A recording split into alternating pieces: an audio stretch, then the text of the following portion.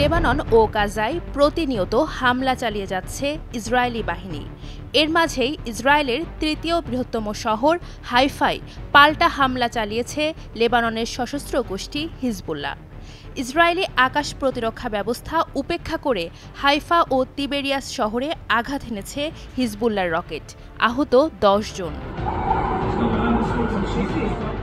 স্থানীয় পুলিশ জানিয়েছে, রোববার হিজবুল্লাহর রকেটের আঘাতে শহরের বেশ কয়েকটি ভবন ক্ষতিগ্রস্ত হয়েছে। ইসরায়েলি সংবাদ মাধ্যমের খবর, হাইফা ছাড়াও দেশটির তিবেরিয়াস শহরে রকেট হামলা হয়েছে এবং তারাও ১০ জন আহতের কথা স্বীকার করেছে। তবে হিজবুল্লাহর দাবি, তারা হাইফার দক্ষিণাঞ্চলের একটি সামরিক ঘাঁটি লক্ষ্য করে ফাঁদে এক ক্ষেপণাস্ত্র ছুড়েছে। যুদ্ধ এখন শুধু গাজায় সীমাবদ্ধ নেই। লেবানন ও সিরিয়াতেই একের পর এক হামলা চালাচ্ছে ইসরায়েল। গাজায় হামাসের বিরুদ্ধে সর্বাত্মক যুদ্ধ শুরুর বর্ষপূর্তির আগে হামলা পাল্টা হামলার ঘটনা ঘটল।